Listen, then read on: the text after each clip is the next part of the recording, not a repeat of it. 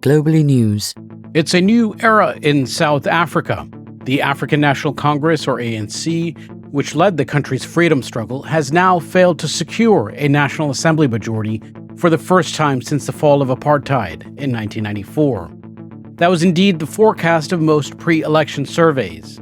But the ANC's dismal performance in Wednesday's general elections, whose final results were announced on Sunday, is still a political earthquake. The ANC came out on top with just around 40% of the popular vote. That's down from 57% in 2019 and the party's historic high of 70% in 2004. The ANC and South Africa are now in uncharted territory.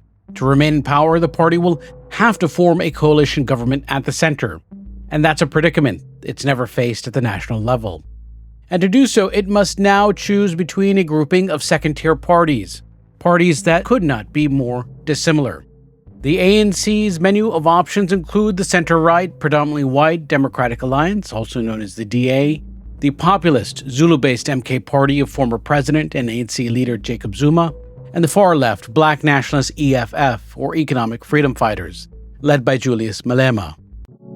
The ANC itself remains a fractured coalition of pro-business centrists led by the incumbent President Cyril Ramaphosa, more radical economic redistributionists, and others.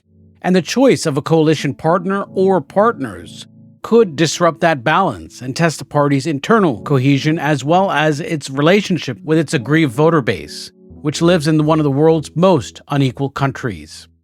The implications of the ANC's coalition choices will have far-reaching effects as South Africans grapple with and reassess the post-apartheid settlement.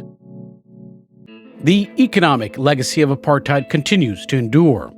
Today in South Africa, blacks are 4 times as likely as whites to be unemployed.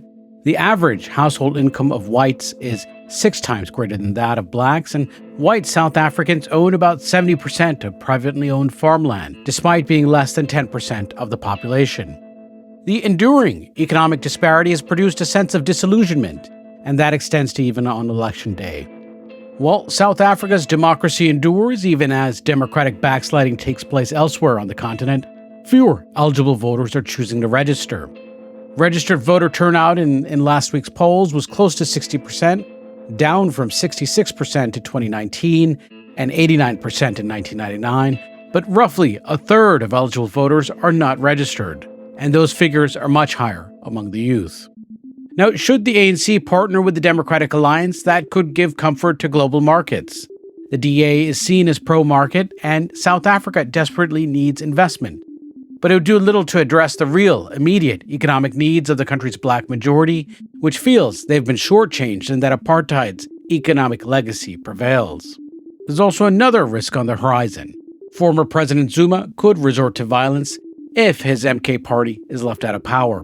So the ANC faces a litany of tough choices, and once in power, it's got to grapple with the need to maintain stability while also tackling income inequality, poor governance, and corruption. Now, the ANC's choice of coalition partners could also have global reverberations.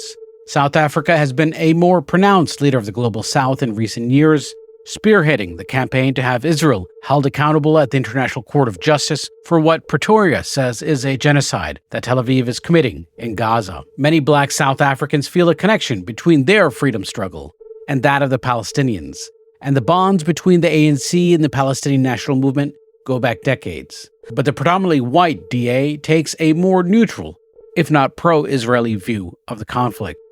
In the end, all politics is local, and for the ANC, the clock is ticking. The party has 15 days to negotiate a coalition parliament, which would then elect a president. The ANC's choices from now on will determine whether the party can arrest its decline, whether this is the beginning of the end, or a new beginning.